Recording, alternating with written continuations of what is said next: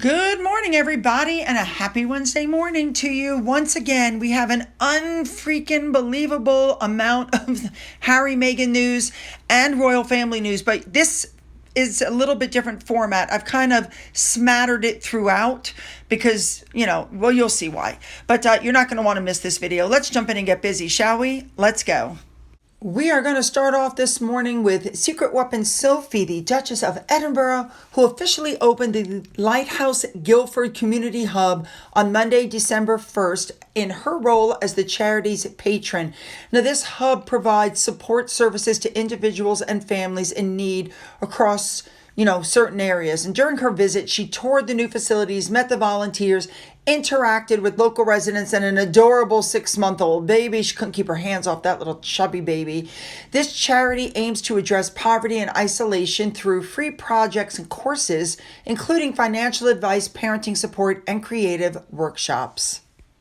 Sophie's been the patron since November of 2022, and one of the things she did was help make a Christmas decoration. It was a huge paper snowflake. I think she did a great job. Look at that. She had to hand the baby back to do that, but okay. A big thank you to Remoulade Sauce for showing us everything that Sophie was wearing. Let us continue. Next up, King Charles sent a message to the people of South and Southeast Asia. Apparently, there's been some devastating floods across the region. Next up, I already told you that the Duke of Kent's daughter was at the Coral Gold Cup at Newbury Racecourse in Newbury on November 29th. Remember, Sophie was there with Edward and he was wearing that gorgeous, hat. Anyway, some more pictures came out because she was there with her son-in-law, Timothy Taylor, and their son, Cassius Taylor. Moving on, I knew I recognized it from somewhere. When Camilla was out at the Biennial Rifles Award dinner, she had this jacket draped around her shoulders. I was like, that looks so familiar. Well, come to find out, the jacket was gifted to Charles in 1998 during a visit to Saudi Arabia. Camilla wore it on VA Day at a concert in May of 2025. She wore it at the 2022 for the reception of members of the diplomatic corps at Buckingham Palace. She really seems to like that jacket. I think Camilla looks great in that jacket. Hey, keep wearing it, girl. I think it looks good. Now we're going to move on, but stay with Queen Camilla. Apparently, she participated in an ITV documentary called Behind Closed Doors, and it follows Camilla as she visits charities and organizations dedicated to ending domestic violence and helping those affected to rebuild their lives. And this was put out during the 10 days of activism against gender-based violence. So a lot of long-standing work the Queen has been doing. And domestic violence affects millions of people across the UK, apparently. And during this documentary, they give a phone number and an abuse helpline and where you can go to get help. Queen Camilla met survivors of domestic abuse and campaigners working to help victims and raise understanding of the issue. And she spoke very candidly in this documentary about what drove her to spend the last decade working in the field. Now, unless I'm mistaken, this was released actually November 11th of 2024. So I'm not sure why this is coming out now, but okay, maybe people don't know about it. It's 90 minutes long. They followed the Queen for over a year and, got a lot of really good footage of her. And listen, I think this is a wonderful thing she's doing. She is using her platform for good to talk about something that's, important to her. Isn't that what the royals are supposed to be doing? I think it's absolutely fabulous. Next up, some video came out that literally made me want to cry. You have Richard and Brigitte, the Duke and Duchess of Gloucester. They attended the Advent Carol service at St. Paul's Cathedral in London on November 30th. Look at the way they're holding hands coming down the steps. Oh my God.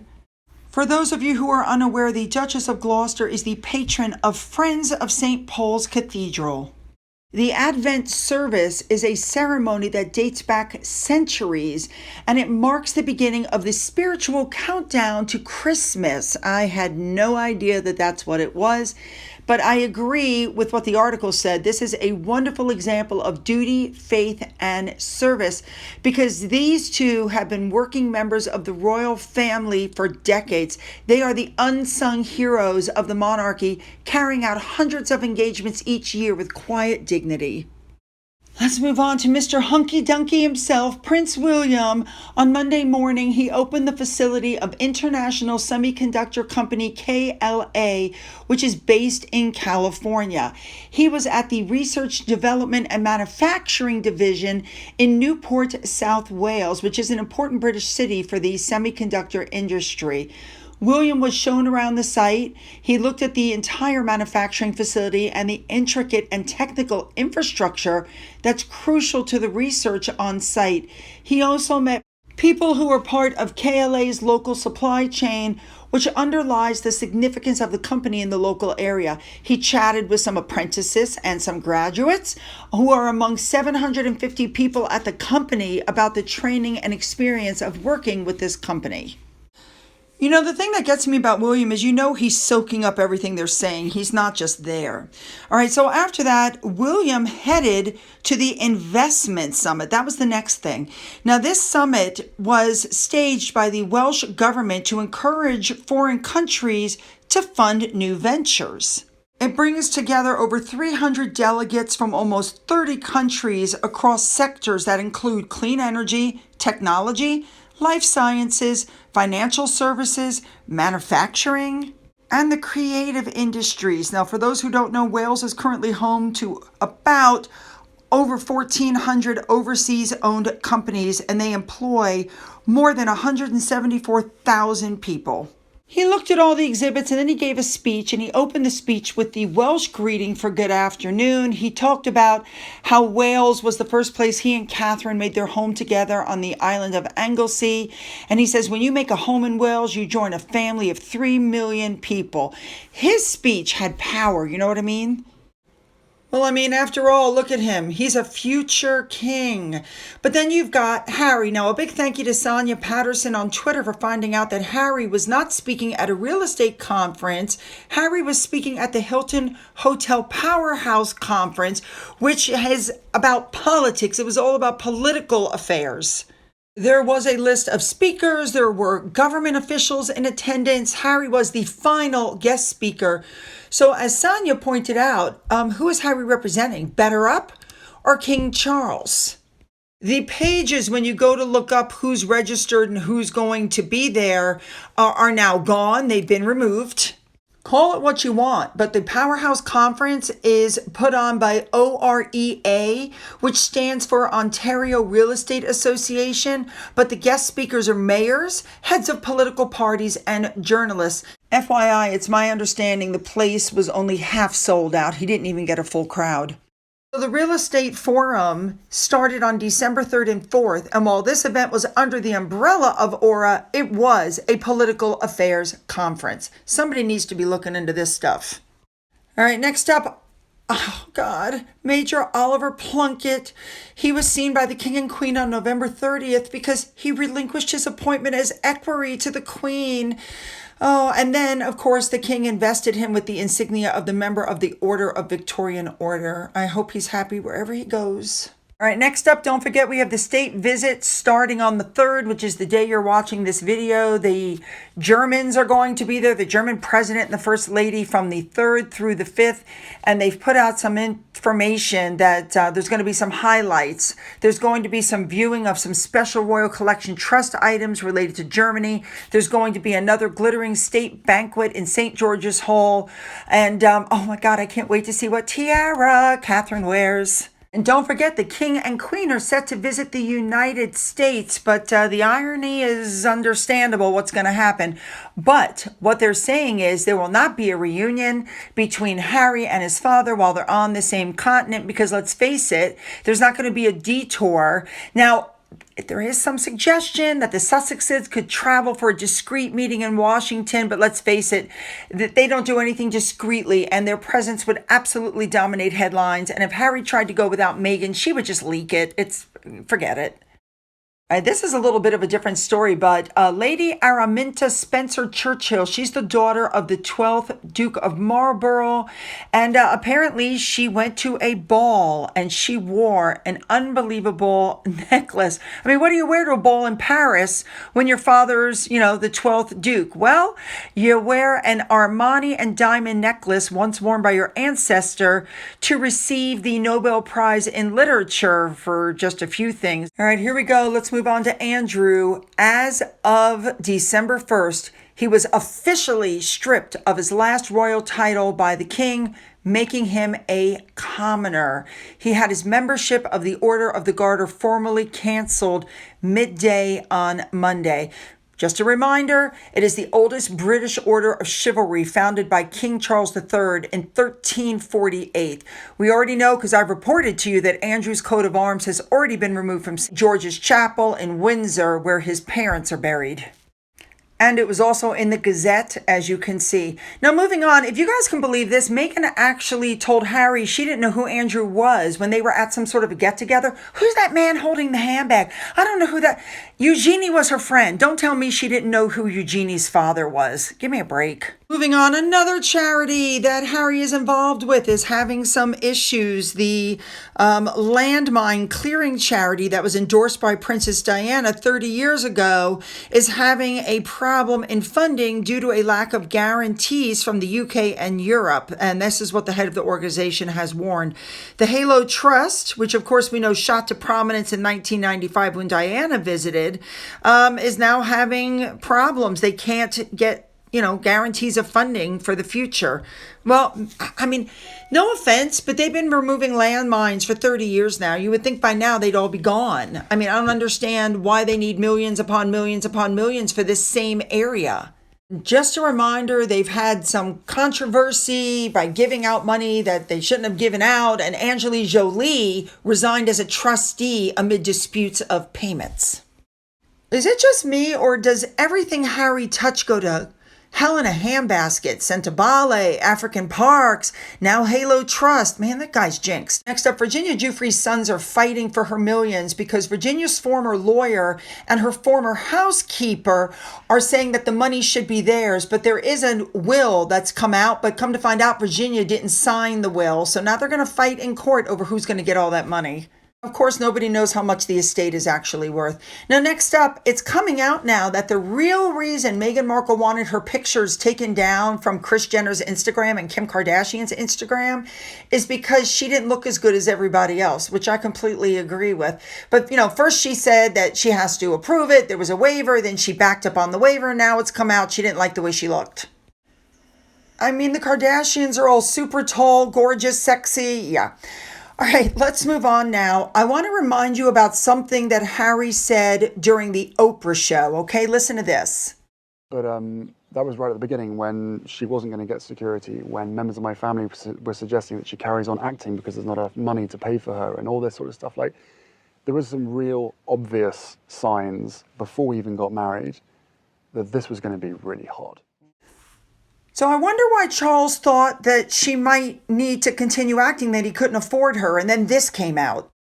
I think there probably is. It comes from Robert Jobson, who's a very credible royal author.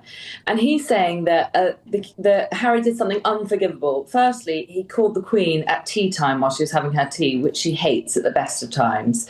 And then after the phone call, she rolled her eyes and said simply, "More money," to one of her aides or butlers. In other words, she was saying, it was another phone call asking for money. And what we're hearing really now, in hindsight, is that pretty much as soon as Harry got engaged to Meghan, it just became a constant cash call, getting ready for the wedding, expecting more money once they were married, expecting bigger accommodation. And don't forget, when Meghan and Harry they did their engagement pictures, Meghan was wearing a £470 coat. Now, by my standards, that's quite a lot, but that's not that much compared to royal standards. By the time of their official engagement photo, she was wearing a £56,000 Ralph and Russo ball gown. And it only escalated from there because then she went on a Pacific tour and spent £118,000 on clothes. And for her Australia tour, she spent £110,000 on clothes. And it just sounds like what we're hearing now is that these cash calls were coming in and in. And ultimately, in the end, the king called it and said, I'm no longer a bank. I'm not the bank of mum and dad, or granny, the queen, and dad. And they had to put a lid on it in the end. Because isn't the point of I see Catherine all the time wearing these very simple, inexpensive clothes, and she still looks $1 million. It's about being one of the people in the royal family. Do you think she just completely miscalculated the lifestyle of royals and the way that we view our royal family when she first walked through the door? Absolutely. And the door that she first walked through was Nottingham Cottage, a 2-up, 2-down cottage that Harry lived in Kensington Palace. And what Robert Jobson's saying is that it's pretty likely she thought that she'd actually be living in actual Kensington Palace, which is basically a museum now. And she was apparently really shocked when she went round to Catherine's house for tea. Apartment 1A sounds quite humble, but it's actually a huge, vast, luxurious, amazing property in Kensington Palace. And I just think her expectations were completely mismanaged by Harry. And she didn't realise that the key to the royal family, as you say, is, being one of the people, understanding that, at the time, obviously, and we still are, there was a lot of austerity around. It wasn't like the 40s and 50s when the Queen was getting ready for glamorous events and spending a lot of money on clothes. Now it's a totally different era, and it's all about recycling clothes, wearing simple clothes like Zara. Catherine wears a lot of Zara. Meghan famously did wear Zara recently, but she teamed it with a Laura Piano cardigan worth sort of £3,000. And also reusing clothes. So Princess Anne reuses a lot of clothes. She reuses clothes from the 70s, even today. And it's kind of just respecting us, we kind of poor people that look up to the monarchy, that, we can't spend £56,000 on a ball gown, and, we pay for them, essentially. So it's kind of a respect issue, really, with the royal family. So a reminder, in the first year alone, Meghan spent over $1 million on clothes, courtesy of King Charles. I think King Charles saw her coming from a mile away. All right, let's move on to our big story for today. Do you guys remember Omid Scobie's Endgame, where he claimed that he did not list the names of the alleged racists, and then come to find out he did? And then that book, just as an FYI, sold in its first week only 6,500 copies, and then it was written off by critics because it was just horrible. Now, the point of this story, for me, is that for some reason, there's an attack on the monarchy. The racism is coming back. Remember, I told you before, Harry and Meghan said it. Now they've been cut off by the royal family, and that they're bringing it up again. And now, the BBC pushed a negative agenda documentary about the British Empire. It's all about the legacy of colonialism. And it was presented by British-Nigerian writer David Olusoga. Do you guys remember him? He's the guy that was in Harry and Meghan's Netflix docuseries, where he backed up their claims of racism and treatment by the press and blah, blah, blah. He's the one, remember they showed all these images of supposed racist things at the palace, only to find out none of the images came from the palace. They came from like hotels and stuff. This comes right after Director General Tim Davie and BBC News Chief Deborah Turnus resigned because Donald Trump was going to threaten them because they edited his January 6, 2021 speech, just like they edited the Queen's speech. The BBC sucks. So you don't hear from Shouty Shola much anymore. So yesterday I told you about this discussion on The Sun, and Narinder Kaur put up a tweet and she goes, "The relentless hate against Meghan Sussex gets its phenomenal and baffling. There is no break. And I'm not talking about the anonymous people on social media. I'm talking about mainstream media, print, online, podcasts, and television. The bullying is the same unseen bullying that brown and black women experience daily. Her haters see red because he chose her above all other women, above his family, and he continues to choose her every single day." Well, let me tell you, the comments started coming out. It was absolutely spot on. People pointed out that it's not hate, it's criticism. And if you're going to be in the public eye, that's what you have to expect. And it's not who she is, it's what she says and what she does. It's her actions that cause people to react so badly to her. I mean, it's just unbelievable. But then Then one person spoke out, this Milano, and she did a video. Oh my God, watch this.